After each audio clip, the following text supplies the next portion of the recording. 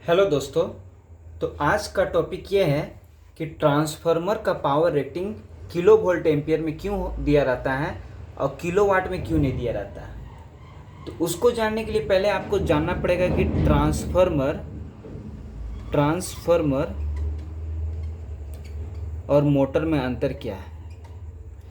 Transformer और motor में क्या है। Transformer is not a load, it is not a load. ये एक तरह का लोड नहीं है, लेकिन मोटर ये एक तरह का लोड है, इट इज अ लोड। ये एक तरह का लोड है, ये एक तरह का डिवाइस है जो कि पावर को कंज्यूम करता है। इलेक्ट्रिक एनर्जी जो पावर होता है उसको कंज्यूम करता है। ठीक है। ये कंज्यूम नहीं करता है, ये लोड नहीं है। ये क्या करेगा, सप्लाई करेगा, पावर को सप्लाई करेगा, पावर ट्रांसमिट करेगा। ये क्या करता है, पावर को सप्लाई ट्रांसमिट करता है वन प्लेस से टू अनदर प्लेस, एक जगह से दूसरे जगह पे करता है। हमेशा याद रखिएगा कि मोटर जो होता है या फिर जो पावर को कंज्यूम करेगा वो किलोवाट में रहता है। बहुत सारा ऐसा है जो पावर को कंज्यूम करता है, वो हमेशा वाट में रहेगा। बल्ब हो गया, फैन हो गया और ईटीसी बहुत सारा जो हीटर हो गया, वो सब क्या करेगा, पावर को कंज्यूम करेगा। लेकिन ट्रांसफार्मर क्या करेगा, पावर को सप्लाई करेगा, ट्रांसमिट करेगा एक जगह से दूसरे जगह पे। और जो पावर को सप्लाई या फिर पावर को जनरेट करता है उसको हमेशा किलो वोल्ट एम्पियर में लेते हैं हम लोग। अब क्यों लेते हैं आगे हम लोग पढ़ेंगे, ठीक है। तो अभी बस इतना जानिए कि किलो वोल्ट एम्पियर में हम लोग लेते हैं। और इसका जैसे कि एग्जांपल हम लोग ले सकते हैं, इन्वर्टर, जनरेटर, स्टेबलाइजर, ईटीसी जो भी है, ये सब को हम लोग क्या करते हैं, पावर को ट्रांसमिट करते हैं। ठीक है। इसमें अब इसको जानने के लिए आप पहले देखिएगा, हम लोग का घर में, हम लोग का हाउस में क्या रहता है कि हम लोग का लोड लगा हुआ रहता है। और लोड तीन तरह का लोड रहता है हम लोग के घर में, देखिएगा तो तीन तरह का लोड रहता है। रिएक्टिव लोड रहता है, एक इंडक्टिव लोड रहता है, और देखिएगा कि कैपेसिटिव लोड रहता है। इंडक्टिव लोड जो होता है ना, आप उसको कैसे बोल सकते हैं, हाँ, उसका इंडक्टिव लोड जैसे कि बल्ब बल्ब हो गया, ये सब एक तरह इंडक्टिव है। इसी तरह सॉरी, रिएक्टिव आपका एक तरह का बल्ब हो गया, बल्ब, इंडक्टिव फैन, ये सब। कैपेसिटिव आपका कैपेसिटर, ये सब ये सब क्या है, आपका एक तरह का लोड है। अलग अलग तरह का लोड होता है। ठीक है।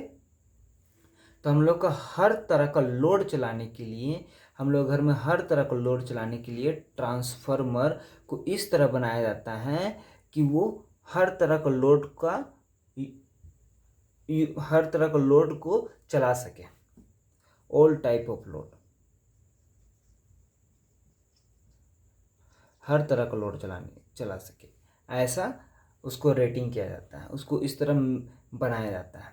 ठीक है। तो अब किलो वोल्ट एम्पियर और किलो वाट क्या है। तो किलो वोल्ट एम्पियर और किलो वाट दोनों को दोनों हम लोग पावर है। पावर तीन तरह का है, तीन तरह का। एक है एक्टिव पावर,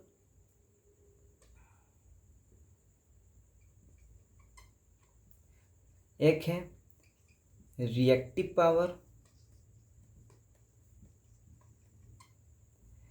एक है एपरेंट पावर।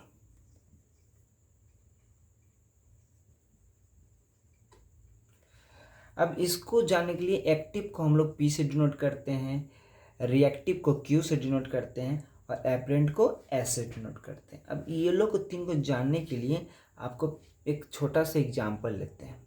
गिलास, एक गिलास में आप कोल्ड ड्रिंक डाल दिए।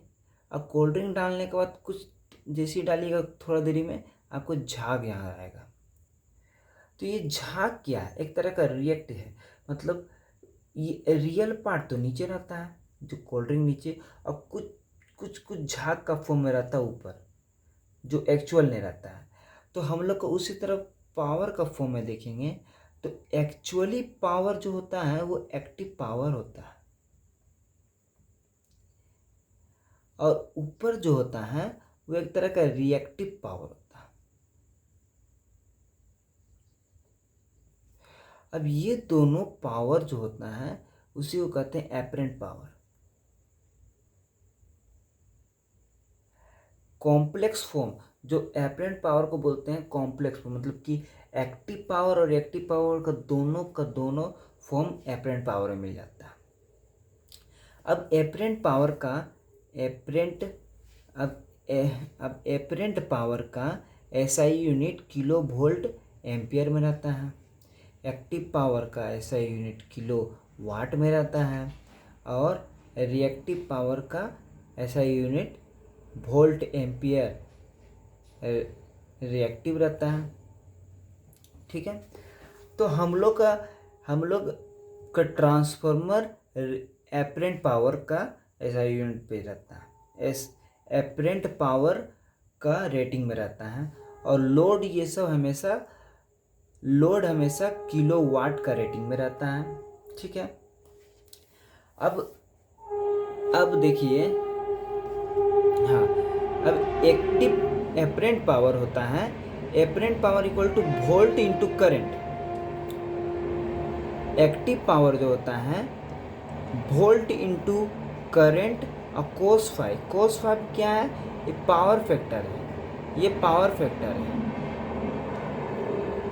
ठीक है, अब हम लोग यहाँ पढ़ाए थे आपको, देखिए रिएक्टिव पावर है, इंडक्टिव पावर है, कैपेसिटी पावर है, 3 तरह का लोड होता है।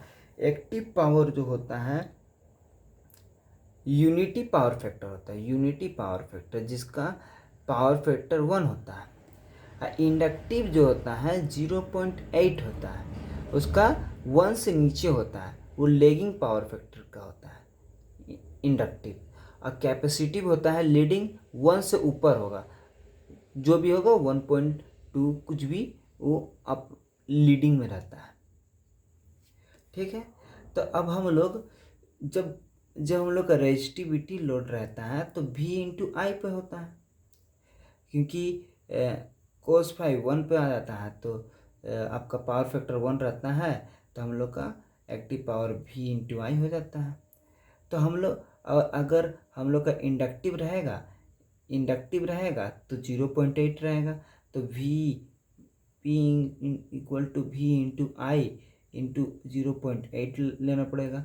तो इस पे क्या होता है कि हम लोग का बार बार आपका लोड चेंज होते रहता है, बार बार आपका लोड अप डाउन होते रहता है।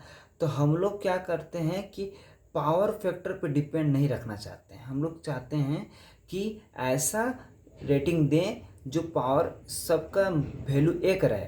तो हम लोग चाहते हैं कि एपरेंट पावर का वैल्यू में दें। एपरेंट पावर में क्या होगा कि इसमें पावर फैक्टर पे डिपेंड नहीं करेगा, वो डायरेक्ट V इंटू आई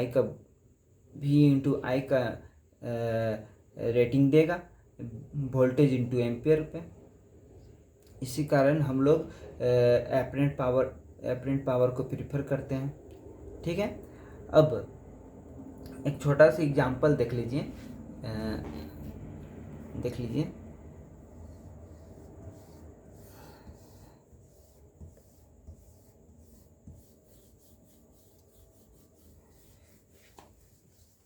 हाँ देखिए, अगर ट्रांसफार्मर 100 किलो वोल्ट एम्पियर का दिया हुआ है, 100 किलो वोल्ट एम्पियर का दिया हुआ है, और हम चाहते हैं कि किलो वाट में कन्वर्ट कर दें, तो इसको कैसे कन्वर्ट करें? तो इसको कन्वर्ट करने के लिए हम लोग क्या करेंगे, अगर इंडक्टिव का लोड है, सिर्फ इंडक्टिव लोड हम लोग यूज़ कर रहे हैं, तो हम लोग क्या करेंगे, वोल्ट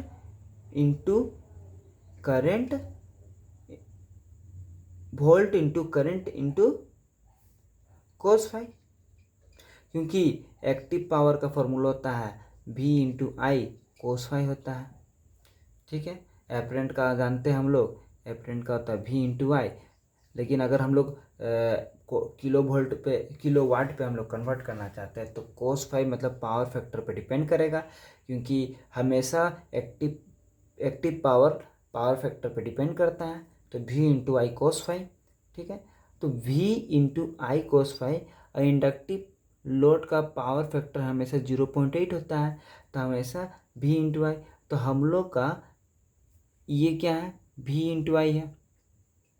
V इंटू आई मतलब रेटिंग जो दिया हुआ एपरेंट में दिया हुआ है, apparent equal two volt into current.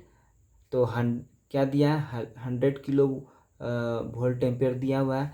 तो हम लोग क्या करेंगे, वोल्ट एम्पेयर कितना है, 100 किलो वोल्ट एम्पेयर। और कोस फाई मतलब 0.8।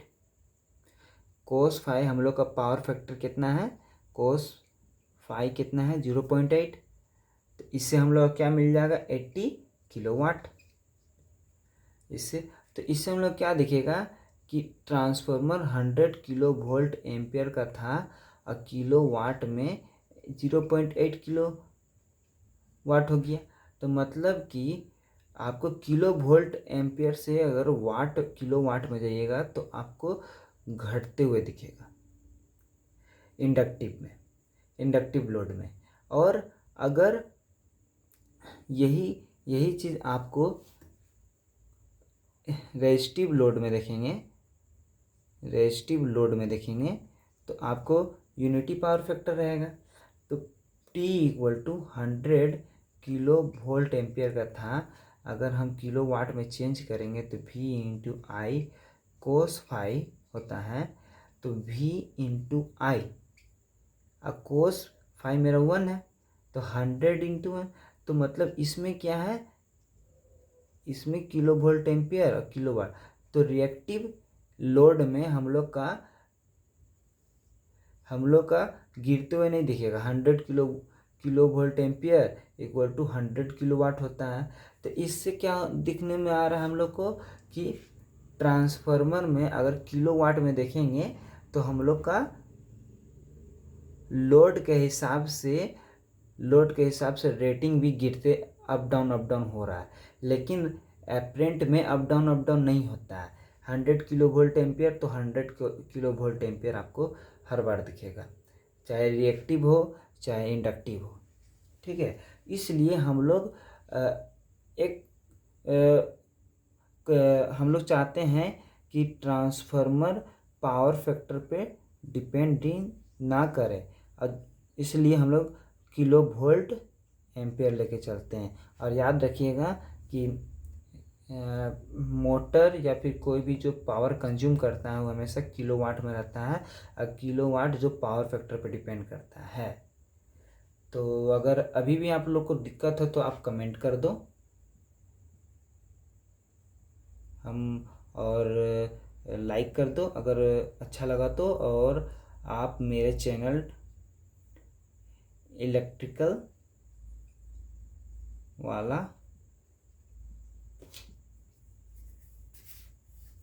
को सब्सक्राइब कर दो।